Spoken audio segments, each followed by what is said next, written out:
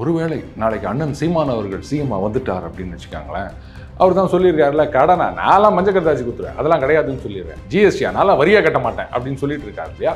அவர் பாட்டுக்கு ஒரு மசோதாவை நிறைவேற்றி இனிமேல் தமிழ்நாட்டில் ஜிஎஸ்டியே கிடையாது அப்படின்னா இது மணி பில் ஆகிடும். இப்போ இது கவர்னர் கிட்ட வந்ததுன்னா அப்போ இருக்கிற கவர்னர் ஐயோ பாவம் இதை ஒப்புதல் கொடுக்க முடியாதுன்னு சொல்லவும் முடியாது. ஏன்னா மணி பில் ஒப்புதல் கொடுத்தாச்சு அப்படின்னு சொன்னா இது அன்கான்ஸ்டிடியூஷனல் ஆயிடும்.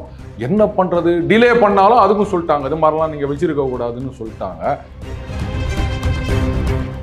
கவர்னருக்கு டைம் ஃப்ரேம் ஃபிக்ஸ் பண்ணியிருக்காங்க, 30 நாள்லேருந்து 3 மாதம் சொல்லியிருக்காங்க. அதே மாதிரி சபாநாயகருக்கும் இத்தனை நாளைக்குள்ள முடிவெடுக்க வேண்டும் அப்படின்னு சொன்னா அப்ப இவர்களுடைய நிலைப்பாடு என்னவாக இருக்கும்? இந்த கிரிக்கெட் மாதிரி சொல்லணும் அப்படின்னா டிஆர்எஸ் தோனி அப்பீல் கேட்டுட்டார் அப்படின்னா அந்த 15 செகண்ட் அது வரைக்கும் கொஞ்சம் வெயிட் பண்ணணும், டிஆர்எஸ் போறாங்களா இல்லையா அப்படின்னு. அது போன மாசம் அப்ப நாங்க எதிர்கட்சியா இருந்தோம், ஆளுங்கட்சியா அதிமுக இருந்தது, அதனால நாங்க அது மாதிரி சொன்னோம். ஏங்க இதே அந்த சேலம் சென்னை 8 வழிச்சாலையை நாங்க எதிர்த்து குரல் கொடுக்கலையா, இப்ப நாங்க என்ன பண்றோம் அந்த மாதிரி தான். டிஎன்பிஎஸ்சி எக்ஸாம் நடத்துறாங்க இல்லையா, உதாரணத்துக்கு ஒரு வேலைக்கு +2 குவாலிஃபிகேஷன் அப்படின்னு வச்சுப்பாங்க. அப்போ +2 எக்ஸாம் தமிழ்நாடு அரசாங்கம் தானே நடத்துது, அந்த மார்க் லிஸ்ட் இருக்கும்ல அவங்க கிட்ட, அதை வச்சு நீங்க வேலை கொடுத்துட்டு போகலாமே, எதுக்கு இன்னொரு எக்ஸாம் வைக்கிறீங்க? அப்போ இன்ஜினியரிங் என்ட்ரன்ஸ்னா ஓகே, மெடிக்கல் என்ட்ரன்ஸ்னா நாட் ஓகேவா? அன்னைக்கே நான் சொல்லியிருக்கணும், இல்ல 75 வயசுன்னும் போது அவர் உடனடியாக ரிட்டையர் ஆக போறது இல்லை, அண்ணாமலையை இப்போ டெப்டி பிரைம் மினிஸ்டரா போட்டுட்டு 29 வாக்குல அவர் பிரைம் மினிஸ்டர் கேண்டிடேட்டா போட போறாங்க. அப்படி நான் விளக்கமா சொல்லியிருக்கணும் அப்படின்னு நினைக்கிறேன். அவருக்கு இன்ட்ரெஸ்ட் இருக்கா இல்லையா அதை கேட்டு சொல்லுங்க அப்படின்னு இருக்காங்க. அது நோட்டீஸ் வரல அப்படின்னு சொன்னோட அதை தள்ளி வச்சிருக்காங்க.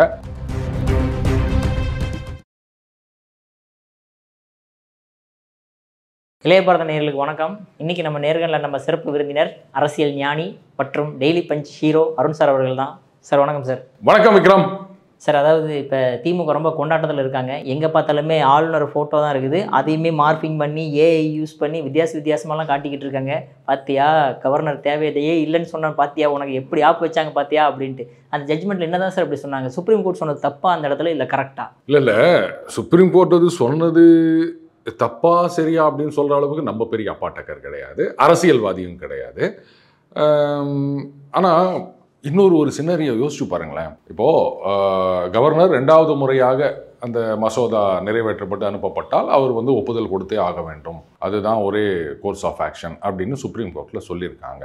இதில் இன்னொன்று இருக்குது, அதாவது மணி பில் அப்படின்னு சொல்லுவாங்க.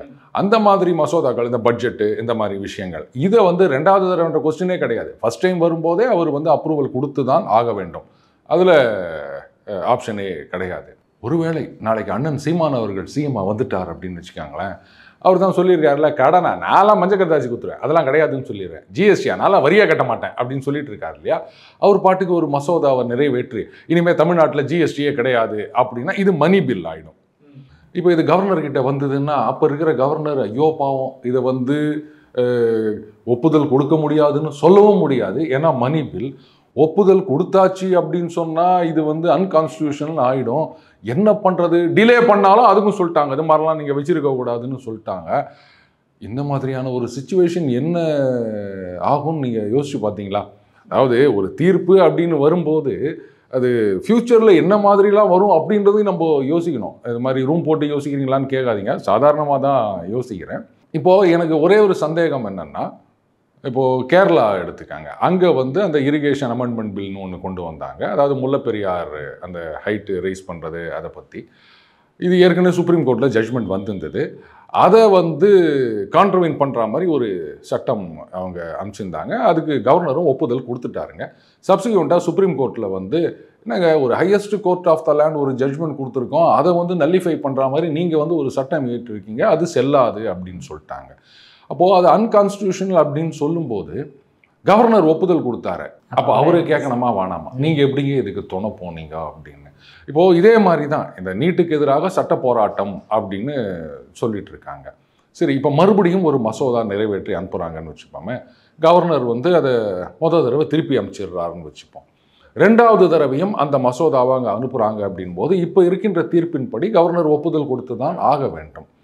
முதல் தடவையே அவர் ஜனாதிபதி ரெஃபரன்ஸ்க்கு அனுப்பிச்சிருந்தாருன்னா ஓகே, அனுப்பாமல் சில கிளாரிஃபிகேஷன்ஸோட திருப்பி அனுப்புகிறான்னு வச்சுக்கோங்களேன். அப்போ 2வது தடவை வந்த பிறகு மறுபடியும் அந்த சட்டம் ஆயிடுச்சின்னு சொன்னால் அப்போது அதை வந்து எப்படி பார்க்கறது? ஏன்னா அகெயின் இந்த கேரளா ஜட்ஜ்மெண்ட் மாதிரி தான் நம்ம பார்க்கணும். அங்கே வந்து சுப்ரீம் கோர்ட்டு தீர்ப்புக்கு எதிராக ஒரு சட்டம் கொண்டு வராங்க. அதே மாதிரி நான் நீட்டுன்னு சொல்ல, ஃபார் தட் மேட்டர் எந்த ஒரு மாநிலமாவது இந்த மாதிரி ஒரு முயற்சியில் இறங்கினாங்க அப்படின்னு சொன்னால் அப்போ என்ன மாதிரியான சிக்கலை உருவாக்கும் அப்படின்றதையும் நம்ம பார்க்கணும். ஏன்னா நம்ம அரசியல் சட்டத்தை உருவாக்கின மாமேதைகள் அண்ணல் அம்பேத்கர் அவர்கள் உள்ளிட்ட மாமேதைகள் எல்லாம் இது ஆழ்ந்த ஒரு டிஸ்கஷனுக்கு பிறகு தான் இந்த மாதிரி ப்ரொவிஷன்லாம் கொண்டு வந்திருக்காங்க. இன்னைக்கு வந்து திமுகவில் இது வந்து இந்தியாவுக்கே வழிகாட்டும் தீர்ப்புன்னு சொல்லியிருக்காங்க. கேரளா இன்னும் சில மாநிலங்களில் இதை வரவேற்று இருக்கின்றார்கள். ரைட். இப்போ பார்த்தீங்கன்னா இந்த கட்சி தாவல் தடை சட்டப்படி நடவடிக்கை எடுக்க வேண்டும் அப்படின்னு ஒரு கட்சி, எங்கள் கட்சியில் 2 பேர் பிரிஞ்சு போயிட்டாங்க, அவங்கள வந்து டிஸ்குவாலிஃபை பண்ணணும், சம்திங் இந்த மாதிரி ஏதோ ரெப்ரசன்டேஷன் கொடுக்குறாங்கன்னு வச்சுக்கோங்களேன். எப்படி கவர்னர் வந்து இத்தனை நாளைக்குள்ள முடிவெடுக்கணும் அப்படின்னு இது வரைக்கும் அரசியல் சட்டத்தில் இல்லையோ, அதே மாதிரி தான் வந்து சபாநாயகர் இத்தனை நாளைக்குள்ள முடிவெடுக்கணும் அப்படின்றது கிடையாதுங்க. மகாராஷ்டிரா அசம்பிளியில் இந்த மாதிரி ஒரு பிரச்சனை வந்தது. ஏன்னா அந்த தாக்கரே அவர்களுடைய சிவசேனாவிலிருந்து ஷிண்டே வராங்க, அதுக்கப்புறம் கொஞ்சம் கொஞ்சம் வரும்போது இது ஒரு பிரச்சனை வந்தது. இது வந்து கட்சி தாவல் அந்த ரெக்யூர்ட் நம்பர்டு இல்லை அப்படின்றதுனால இவங்களை வந்து டிஸ்குவாலிஃபை பண்ணணும்னாங்க. அவர் வந்து சபாநாயகர் வந்து முடிவெடுக்காமல் இருந்தார். இது ஒரு பிரச்சனை ஓடிட்டு இருந்ததுங்க. அதுக்கப்புறம் இது என்னாச்சுன்னே தெரியல, அதை பற்றி யாரும் பேசலை. தெலுங்கானாவில் இப்போ இந்த மாதிரி ஒரு இஷ்யூ இருக்குது. பிஆர்எஸ்ல இருந்து காங்கிரஸில் போய் சேர்ந்துருக்காங்க. இதுக்கு வந்து அவங்க ரெப்ரசன்டேஷன் கொடுத்துருக்காங்க. அது மீது நடவடிக்கை எடுக்கவில்லை. இப்போது ஒரு ஆர்கியூமெண்ட்காக நான் சொல்கிறேன்னு, அங்கே முடிவெடுக்க வேண்டியது சபாநாயகர். இப்போது பெரும்பாலும் பார்த்தீங்கன்னா சபாநாயகர் முடிவு இறுதியானது அப்படின்னு சொல்லிட்டு இருந்தாங்க. ஆனால் அதையும் வந்து அந்த லீகல் பேராமீட்டர்ஸ்லாம் இருக்கா அப்படின்றத நாங்கள் பார்ப்போம் அப்படின்றது தான் இப்போ கோர்ட்டுடைய நிலைப்பாடாக இருக்கின்றது. பல வழக்குகளை நம்ம பார்த்துருக்கோம். ஒருவேளை இப்போது ஏற்கனவே சுப்ரீம் கோர்ட்டில் இருக்குது இந்த பிஆர்எஸ் உடைய கேஸு, அந்த இடத்துலையும் வந்து சபாநாயகருக்கு ஒரு டைம் ஃப்ரேம் ஃபிக்ஸ் பண்ணுறாங்க அப்படின்னா அதை இந்த கட்சிகள் ஏற்றுப்பாங்களா? இப்போ கவர்னருக்கு டைம் ஃப்ரேம் ஃபிக்ஸ் பண்ணியிருக்காங்க, 30 நாள்லேருந்து 3 மாதம் சொல்லியிருக்காங்க. அதே மாதிரி சபாநாயகருக்கும் இத்தனை நாளைக்குள்ளே முடிவெடுக்க வேண்டும் அப்படின்னு சொன்னால் அப்போ இவர்களுடைய நிலைப்பாடு என்னவாக இருக்கும்? இது வந்து வரலாற்று முக்கியத்துவம் வாய்ந்த தீர்ப்பு அப்படின்னு சொல்லுவாங்களா? இதையும் நம்ம யோசிச்சு பார்க்கணும். ஏன்னா உச்சநீதிமன்றம் ஒரு தீர்ப்பு கொடுக்குறாங்க அப்படின்னு சொன்னால் யாராக இருந்தாலும் அதை ஏற்றுக்கொள்ளத்தான் ஆக வேண்டும். இப்போது விக்ரம், நான் அவங்கள ஒரு கேள்வி கேட்கவா? சுப்ரீம் கோர்ட்டில் இப்படி தீர்ப்பு கொடுத்துட்டாங்க, கவர்னர் வந்து இந்த தீர்ப்பை நான் ஏற்றுக்கொள்ள மாட்டேன்னு சொல்ல முடியுமா? முடியாது சார். முடியாதுல்ல. ஏன்னா நீதிமன்றத்தின் மாண்பு அது. அவங்க ஒரு ஜட்ஜ்மெண்ட் கொடுத்தாங்கன்னா யாரா இருந்தாலும் ஏற்றுக்க ஆகணும். ஏற்றுக்க மாட்டேன்னு சொல்றது சட்டப்படி குற்றமா? அப்படிதான் நான் நினைக்கிறேன். ஆனால் அந்த மாதிரி பல காலங்களில் பல பேர் சொல்லியிருக்காங்க. இப்போ மம்தா பானர்ஜி அவர்கள் அவங்க சொல்லியிருக்காங்க, இந்த சுப்ரீம் கோர்ட்டில் என்ன பண்ணியிருக்காங்க, அந்த 25,752 பேர்னு நினைக்கிறேன், அந்த டீச்சிங் அண்ட் நான் டீச்சிங் ஸ்டாஃப் அவங்க செலெக்ஷன் செல்லாது, அவர்களை வேலையை விட்டு நீக்க வேண்டும். ஹைகோர்ட்டில் வந்து அவங்கள நீக்க வேண்டும்னு சொல்லியிருந்தாங்க. கூடவே வந்து அவங்க இத்தனை நாளாக வாங்கி இந்த சம்பளத்தை திருப்பி கட்டணும் அப்படின்னு சொல்லியிருந்தாங்க. அதில் ஒரு சிலருக்கு மட்டும் எக்ஸப்ஷன் கொடுத்துருந்தாங்க. அதுக்கப்புறம் மேற்கு வங்காள அரசு வந்து சுப்ரீம் கோர்ட்டில் அப்பீல் போனாங்க. அந்த அப்பீலில் வந்து சுப்ரீம் கோர்ட் என்ன கேட்டிருந்தாங்களா, அந்த west Bengal school selection commission அப்படின்னு, கமிஷன் இல்லை அது நிறுவனம், அதில் வந்து அந்த ஜென்யூனாக செலக்ட் ஆன கேண்டிடேட்ஸ், அந்த இர்ரெகுலராக செலக்ட் ஆன கேண்டிடேட்ஸ் அப்படின்னு ஏதோ லிஸ்ட்டு கேட்டிருக்காங்க போல இருக்குது. அதுக்கப்புறமா அது கொடுக்கலன்னு நினைக்கிறேன் WSSC, இந்த செய்தியில் அப்படி தான் சொல்லியிருந்தது. இப்போ என்ன பண்ணிட்டாங்க, அத்தனை பேரையும் டிஸ்மிஸ் பண்ணுங்க, என்ன ஒன்றே ஒன்று அந்த சம்பளத்தை கட்ட வேண்டாம் அப்படின்னு சொல்லியிருக்காங்க. இதுக்கு மம்தா பானர்ஜி அவர்கள் என்ன சொல்லியிருக்காங்க, இந்த தீர்ப்பை நாங்கள் ஏற்றுக்கொள்ள முடியாது அப்படின்னு சொல்லிட்டு, இருந்தாலும் கோர்ட்டு சொல்கிறத நடைமுறைப்படுத்துகிறோம் அப்படின்னு சொல்லியிருக்காங்க. கூடவே என்ன பண்ணியிருக்காங்க, இந்த டீச்சிங் ஸ்டாஃப் எல்லாம் இருக்காங்க இல்லையா, நீங்கள்லாம் வந்து ஏன்னா அவங்க 9, 10, 11, 12 இந்த வகுப்புகளுக்கு கிளாஸ் எடுக்கிறவங்க, அப்போ அந்த பசங்களோட ஃப்யூச்சர் என்ன ஆகும் அப்படின்னு யோசிச்சு பார்த்தீங்களா அப்படின்ட்டு, நீங்கள் வந்து டெர்மினேஷன் ஆர்டர் வந்துருச்சா, வரலன்னா அப்போ கண்டினியூ பண்ணுங்க அப்படின்னு ஒன்று சொல்லியிருக்காங்க. கூடவே அப்படியே டெர்மினேட் பண்ணாலும் நீங்கள் வாலண்டரி சர்வீஸ் பண்ணுங்க, நாங்கள் பிளான் ABCDE அப்படின்னு வச்சுருக்கோம். இதெல்லாம் வந்து அந்த ஒரு சட்டத்தை மீறாமல் பேசுகின்ற விஷயங்கள். இப்போ நாங்கள் வந்து ரிவ்யூ பெட்டிஷன் போட போகிறோம், ஆல்ரெடி ஃபைல் பண்ணியிருப்பாங்கன்னு நினைக்கிறேன். அதில் வந்து உங்களுக்கு எப்படியும் அப்பாயின்மெண்ட் கிடைச்சிரும், கவலைப்படாதீங்க அப்படின்ற மாதிரி சொல்லியிருக்காங்க. இப்போது இந்த தீர்ப்பை ஏற்க முடியாது அப்படின்னு சொல்கிறது நீங்கள் எப்படி பார்க்குறீங்க? எப்படிங்க ஒரு முதலமைச்சர் சொல்லலாமா? இது அந்த தீர்ப்பு உங்களுக்கு ஏற்புடையதாக இருக்குது இல்லை, அது வேற விஷயம். இந்த தீர்ப்பை எதிர்த்து நாங்கள் அப்பீலுக்கு போவோம் அப்படின்னு சொல்லுங்க, அதுக்கு உங்களுக்கு சட்டப்படி எல்லா உரிமைகளும் இருக்கின்றன. ஆனால் தீர்ப்பை ஏற்றுக்கொள்ள மாட்டோம் அப்படின்னு சொல்கிறது சரி வருமா? சரி, இது ஒரு பக்கம். இது வந்து அந்த நீதிமன்றத்தின் மாண்பு அப்படின்ற விஷயம். அதே மாதிரி தான் பாராளுமன்றத்தின் மாண்பு அப்படின்றது ஒன்று இருக்குதுங்க. இப்போ பாராளுமன்றத்தில் இந்த வக்ஃபு வாரிய சட்ட திருத்த மசோதா நிறைவேறிவிட்டது. ஜனாதிபதி அவர்கள் ஒப்புதல் கொடுத்துட்டாங்க, கெசட்லேயும் வந்துருச்சு. இப்போ அது வந்து சட்டமாகிவிட்டது. அவங்க என்ன சொல்லியிருக்காங்க, இதை இங்கே நாங்கள் இம்ப்ளிமெண்ட் பண்ண மாட்டோம் அப்படின்னு. அப்போது பாராளுமன்றத்தில் நிறைவேற்றப்பட்ட ஒரு சட்டம் எல்லா மாநிலம், யூனியன் டெரிட்டரி, இந்தியா முழுக்க அது பொருந்தும். அதை வந்து நாங்கள் அமல்படுத்த மாட்டோம் அப்படின்னு சொல்கிறத நீங்கள் எப்படி பார்க்குறீங்க? இது வந்து அன்கான்ஸ்டியூஷனல் அப்படின்னு சொல்ல முடியாதா? அப்போது இந்த மாதிரியெல்லாம் வந்து மக்களால் தேர்ந்தெடுக்கப்பட்டவர்கள் சொல்லும்போது அதுக்கு என்ன ரெமடி இருக்கு? இதெல்லாம் வந்து அப்படியே கண்டினியூ ஆகும்போது தான் அப்போ ஒரு கேள்வி எழுகின்றது. இப்போது கேரளாலே எடுத்துக்கங்க, அந்த சட்டம் கொண்டு வந்தாங்க, அது வந்து அன்கான்ஸ்டியூஷனல் அப்படின்னு ஸ்ட்ரைக் டவுன் பண்ணிட்டாங்க. அந்த சட்டத்தை கொண்டு வரும்போது அந்த அரசாங்கத்துக்கு தெரியாதா கோர்ட்டு ஜட்ஜ்மெண்ட் இருக்குது, அதை நலிஃபை பண்ணோன்றதுக்காக தானே இந்த சட்டம் கொண்டு வந்தாங்க. அப்போது அதுக்கு என்ன நடவடிக்கை அப்படின்னா ஒன்றுமே கிடையாது. அப்போது இதுதான் ஜனநாயகமா அப்படின்ற அந்த ஜனநாயக அமைப்பு மேலேயே ஒரு கேள்வி வருதுல்ல. ஏன்னா நீதிமன்றம் அப்படின்னா வந்து ஒரு காமன் மேனுடைய கடைசி புகலிடம் அப்படின்னு நினச்சிட்டு இருக்கோம். நீதிமன்றத்தில் ஒரு தீர்ப்பு வந்தாச்சு அப்படின்னு சொன்னால் நம்ம எல்லாம் அதை ஃபாலோ பண்ணணும் அப்படின்னு. ஆனால் ஒரு சிலர் ஒரு சில காலகட்டங்களில் நாங்கள் அதை ஏற்றுக்க மாட்டோம் அப்படின்னு சொல்கிறது, இல்லை இம்ப்ளிமெண்ட் பண்ண மாட்டோம்னு சொல்கிறது, ஃபாலோ பண்ண மாட்டோம்னு சொல்கிறது, அதை நல்லிஃபை பண்ணுற மாதிரி சட்டம் கொண்டு வருவோம்னு சொல்கிறது. அப்போது இதெல்லாம் பார்க்கும்போது அது எப்படிங்க ஒரு சிலர் மட்டும் இதை மாதிரி பண்ணுறாங்க, இதெல்லாம் எப்படி ஏற்றுக்க முடியும் அப்படின்ற ஒரு கேள்வி வருது இல்லையா? இது வந்து இப்போது அந்த 10 இதுவும் என்னைக்கு 2வது தடவை திருப்பி அமிச்சாங்களோ அன்னிலிருந்து சட்டமாக்கப்பட்டதாக எடுத்துக்கணும் அப்படின்னு சொல்லியிருக்காங்க. ஆனால் இது சரியா அப்படின்னு நிறைய சட்ட வல்லுநர்கள் கேள்வி எழுப்பியிருக்காங்க. அதை வந்து ஒப்புதல் கொடுக்கணும்னு டைரக்ஷன் கொடுக்கலாமே தவிர அது ஒப்புதல் கொடுத்துட்டதா, ஏன்னா கவர்னருடைய அந்த கையெழுத்துக்கு பிறகுதான் சட்டமாகின்றது. அப்போ ஒரு கையெழுத்து இல்லை அப்படின்னும் போது அது சட்டமாகின்றது. என்னதான் வந்து இந்த ஸ்பெஷல் லா இருக்கு, அதுபடி அந்த பவர்ஸை யூஸ் பண்றாங்க அப்படின்னு இல்லை, அதான் அப்படி சொன்னாலுமே இது வந்து ஜுடிஷியல் ஓவர் ரீச் அப்படின்னு சில பேர் சொல்லிட்டு இருக்காங்க. இது நிறைய சிக்கலை, அதான் நீங்க வந்து ஒப்புதல் கொடுத்தாகணும், இதுதான் சட்டம் சொல்கிறது அப்படின்னு ஒரு டைரக்ஷன் கொடுத்திருந்தா அது வேற மாதிரி. ஆனால் அது வந்து ஒப்புதல் பெறப்பட்டது அப்படின்னு சொல்லும்போது அது இன்னொரு மாதிரியான ஒரு கேள்வியை எழுப்புகின்றது.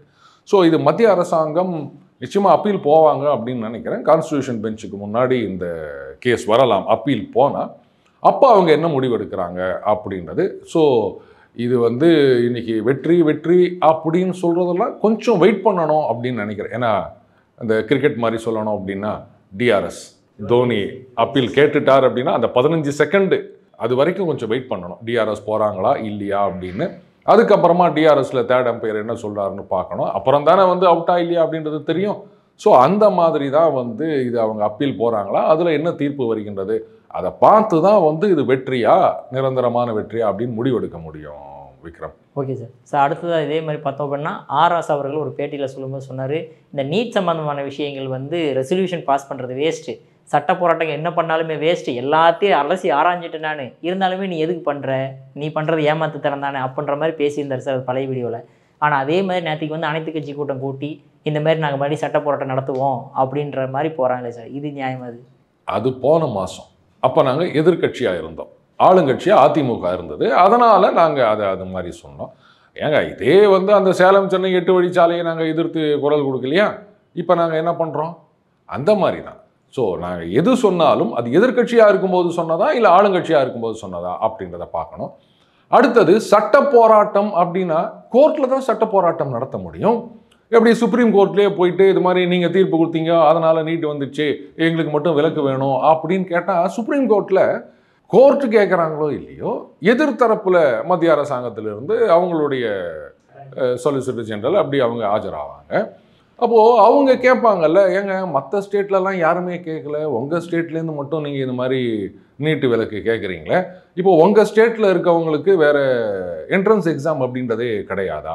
இப்போது தமிழ்நாட்டு மாணவர்கள் ஐஐடி எழுதுகிறாங்க, யூபிஎஸ்சி எழுதுகிறாங்க, எவ்வளவோ எழுதுகிறாங்க. இவ்வளோ ஏங்க இன்றைக்கி நீங்கள் பத்திரிகைகள்லாம் பார்த்தீங்கன்னா அந்த டிஎன்பிஎஸ்சி இந்த எக்ஸாமில் எங்கள் சென்டரில் வந்து படித்தவங்க இவ்வளோ பேர் பாஸ் பண்ணியிருக்காங்க அப்படின்னு நிறைய விளம்பரங்கள் நம்ம அப்பப்போ நம்ம பார்க்குறோம். சைதை துரைசாமி அவர்களுடைய அந்த இன்ஸ்டியூட்லேயும் எங்கள் இதில் படித்தவங்க இத்தனை பேர் வராங்க அப்படின்னு சொல்கிறாங்க. இப்போது இந்த மாதிரி இந்த காசு கொடுத்து படிப்பதற்கான இன்ஸ்டியூட் நிறைய இருக்குதுங்க இல்லையா? இந்த மாதிரி காசு கொடுத்து படிப்பதற்கு ஏழை எளிய விளிம்பு நிலை மக்களால் முடியுமா? அப்போ என்ன ஆகுது, ஒரு அன்ஃபேர் அட்வான்டேஜ் அவங்களுக்கு வருது இல்லையா? அப்போ காசு கொடுத்து ட்ரைனிங் சென்டரில் போயிட்டு படிச்சுட்டு வரவங்க அவங்களால பாஸ் பண்ண முடியுது. ஆனால் இவன் வந்து +2ஓ இல்லை காலேஜோ என்ன குவாலிஃபிகேஷனோ அதெல்லாம் படிச்சிருப்பாங்க, ஆனால் வசதி இல்லை, அதனால் கோச்சிங் சென்டர் சேர முடியல. அப்போது வசதி இருக்கவங்களுக்கு மட்டும்தான் அரசு வேலையான்ற ஒரு கேள்வி வருது இல்லையா? இப்போது டிஎன்பிஎஸ்சி எக்ஸாம் நடத்துகிறாங்க இல்லையா? உதாரணத்துக்கு ஒரு வேலைக்கு +2 குவாலிஃபிகேஷன் அப்படின்னு வச்சுப்பாமே. அப்போது வந்து +2 எக்ஸாம் தமிழ்நாடு அரசாங்கம் தானே நடத்துது. அந்த மார்க் லிஸ்ட் இருக்கும்ல அவங்கக்கிட்ட, அதை வச்சு நீங்கள் வேலை கொடுத்துட்டு போகலாமே. எதுக்கு இன்னொரு எக்ஸாம் வைக்கிறீங்க? இதுக்கு யாராவது பதில் சொன்னால் நல்லாயிருக்கும் அப்படின்னு நினைக்கிறேன். அதனால் இப்போ நீட்டுக்கு அவங்க என்ன காரணம் சொல்கிறாங்க, இந்த மாதிரி ஏழை எளிய மக்களால் வந்து இந்த மாதிரி கோச்சிங் சென்டர்லாம் போக முடியல, அவங்களுக்கு இது கஷ்டமாக இருக்குது, அதனால் அவங்க +2ல் படித்த மார்க்கை வச்சு தான் கொடுக்கணும்னு சொல்கிறாங்க. அதே மாதிரி அட்லீஸ்ட் நீங்கள் மற்ற வேலைகளுக்கு விட்டுருங்க, இந்த +2 குவாலிஃபிகேஷன் வச்சு கிளரிக்கல் கேடருக்கு எல்லாம் நீங்கள் ஆள் எடுக்கிறீங்க இல்லையா, அந்த மாதிரி வேலைகளுக்கு +2 மார்க் போதும், இந்த எக்ஸாம் எதுவும் வேணாம் அப்படின்னு யாராவது ஒரு சட்ட போராட்டம் ஆரம்பித்தா நல்லாயிருக்கும்னு நினைக்கிறேன். இந்த பாயிண்ட்டையும் அங்கே கோர்ட்டில் சொன்னாங்க அப்படின்னு சொன்னால் அப்போ என்ன கவுண்டர் கொடுப்பாங்க அப்படின்னு எனக்கு தெரியல. இது வந்து டிஎன்பிஎஸ்சி மட்டும் இல்லை, இந்த மாதிரி மத்திய அரசு பணிகளுக்கும் நிறைய இருக்குது. காரணம் என்ன அப்படின்னா, வெஸ்ட் பெங்காலில் கூட பார்த்தீங்கன்னா அந்த 25,000 வேலைக்கு பல லட்சக்கணக்கான பேர் அப்ளை பண்ணாங்க. அதுதான் இஷ்யூ. அப்போது அவங்கள வந்து தேர்வு செய்கிறதுக்கு ஒரு செலெக்ஷன் ப்ராசஸ் தேவையாக இருக்குதுங்க. அதனால தான் வந்து எக்ஸாம் வைக்கிறது அப்படின்னு. இந்த மத்திய அரசு பணிகளுக்கும் நிறைய தேர்வுகள் இருக்கின்றன. அப்போது இதெல்லாம் வேணாம் அப்படின்னு சொன்னால் என்ன பண்ண முடியும்? அந்த தேர்வு நம்ம பசங்க எழுதுகிறாங்கல்ல, பேங்க் எக்ஸாம் எழுதுகிறாங்க, பிஓ எக்ஸாம் எழுதுகிறாங்க, அந்த இன்சூரன்ஸ் இது அதெல்லாம் எழுதுகிறாங்க, எஸ்எஸ்சி எழுதுகிறாங்க, யூபிஎஸ்சி எழுதுகிறாங்க, அதிலெல்லாம் நம்ம பசங்க செலக்ட் ஆகி வராங்க. அங்கெல்லாம் எக்ஸாம் எழுத முடியும் போது இவ்வளோ ஏங்க என்ஜினியரிங் இன்றைக்கி வந்து ஆர்ட்ஸ் காலேஜில் அப்பாயின்மெண்ட் கிடைக்கிற சீட்டு கிடைக்கிறது தான் கஷ்டம். எங்கள் காலத்துலலாம் பார்த்தீங்கன்னா என்ன மார்க் வாங்கிக்கிறேன் பாப்பா போய் ஆர்ட்ஸ் காலேஜில் சேரு அப்படின்பாங்க. அப்படி அசிங்கப்பட்டு போய் சேர்ந்தவங்க நாங்களாம் நந்தன ஆர்ட்ஸில். இன்னைக்கு என்ன மார்க் வாங்கிக்கிறேன் பா எங்கேயாவது என்ஜினியரிங் காலேஜில் போய் சேரு அப்படின்னா இப்படி தான் நடக்குது நிஜமா.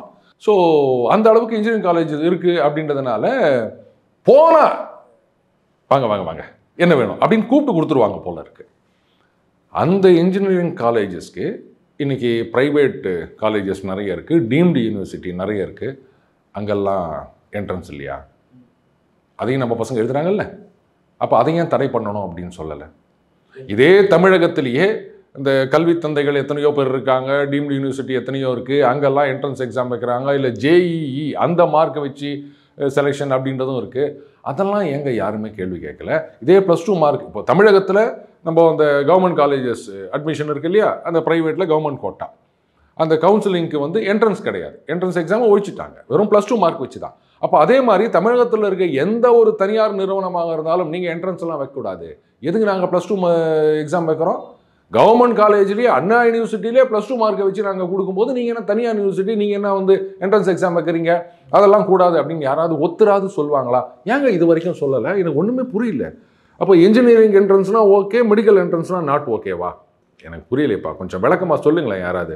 சொல்லுவோம் சார். அதாவது சட்ட போராட்டம் நடத்தின பிற்காடு அங்கே கோர்ட்லேருந்து அடி வாங்கினதுக்கப்புறம் அவங்களுக்கு தெரிய வரும் சார். அடுத்ததான் இன்றைக்கி ரொம்ப மிகப்பெரிய பிரச்சனையாக இருக்கிறது வந்து பாமகவோட தலைவர் யார் அப்படின்ற மாதிரி ராமதாஸ் அவர்கள் இருப்பா. நான் முதல்லையே ஒன்று சொல்லிடுறேன். சொல்லுங்கள் சார். இந்த டெய்லி பஞ்ச் அது வந்து நான் ஆரம்பித்தது, அதனால் நான் தான் தலைவர்.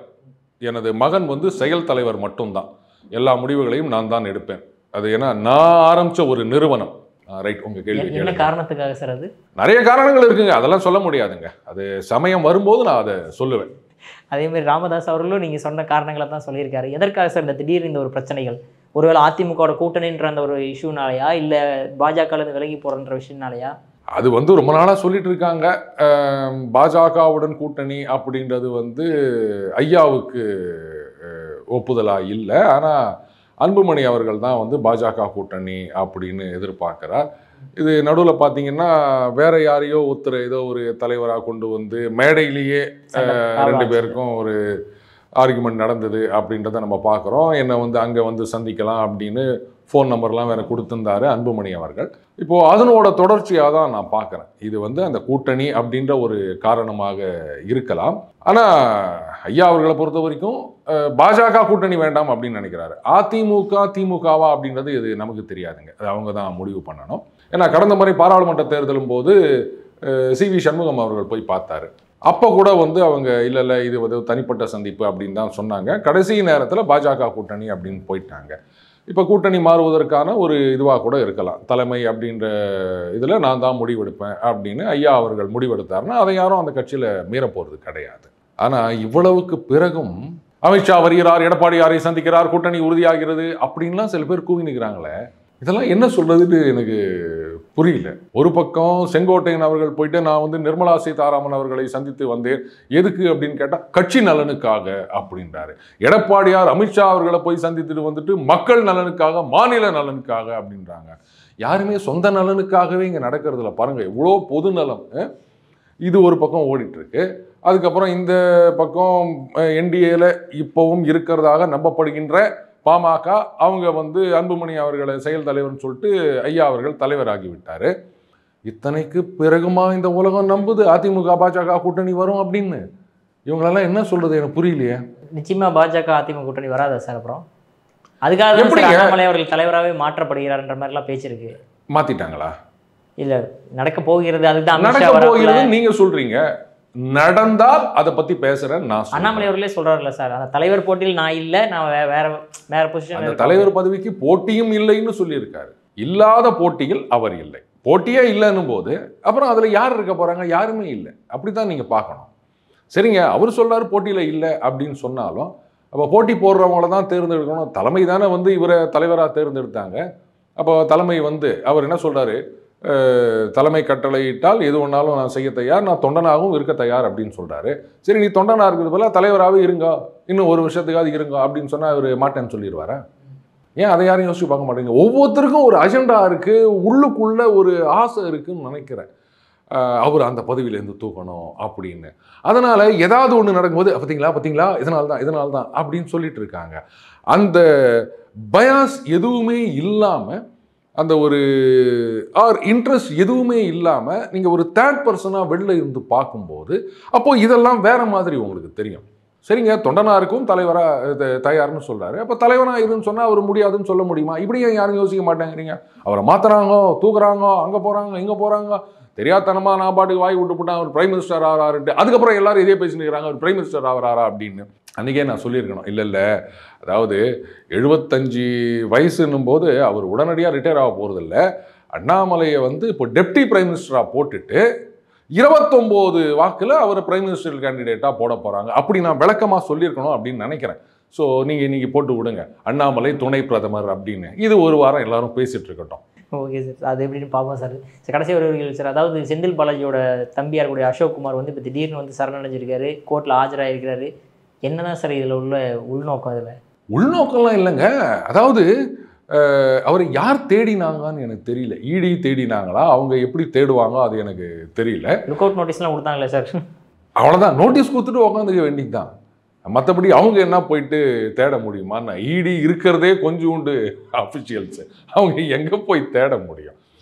இது வந்து அந்த செந்தில் பாலாஜி அவர்களது ஜாமீனை எதிர்த்த வழக்கு, அதனுடைய சம்பந்தமாக கூட நம்ம பார்க்கலாம். ஏன்னா இவங்க என்ன சொல்கிறாங்க, அவர் மந்திரியாக இருக்கின்றார், அவர்னால ஒரு பெரிய இன்ஃப்ளூயன்ஷியல் பர்சன் அவர், அதனால் சாட்சிகளில் பெரும்பாலானவர் வந்து அரசு அதிகாரிகளாக இருக்காங்க, அதனால் அவங்க வந்து சாட்சி சொல்ல பயப்படுவாங்க. ஆக்சுவலாக ஒரு ஃபாரன்சிக் ஆஃபீஸர் வந்து நேராக வரல, நான் இமெயிலே ஏதோ ஒரு இது சொல்லியிருந்தார். கோர்ட்டில் வந்து இதெல்லாம் ஒரு காரணமே கிடையாது, அது ஏதோ ஹைப்பர் டென்ஷன் அப்படின்னு ஏதோ சொல்லியிருந்தார் போல இருக்குது. கோர்ட்டில் அதை ஒத்துக்கலை. அடுத்த தடவை நீங்கள் வந்தே ஆனோம் அப்படின்னு சொன்னதாக நான் செய்தி பார்த்தேன். இதை காரணம் காட்டி அவரை வந்து ஜாமீனை ரத்து செய்யணும் அப்படின்றது தான் அந்த வழக்கு. அப்போ பாருங்க, எல்லாம் வந்து சட்டப்படி நடக்கின்றது. அவர் இன்னொன்று சொல்லியிருந்தாங்க பாருங்க, அவர் தம்பியே காணோம், அவர் வந்தால் நிறைய விஷயங்கள் தெரியும் அப்படின்னு நிறைய பேர் பேசியிருந்தாங்க இல்லையா.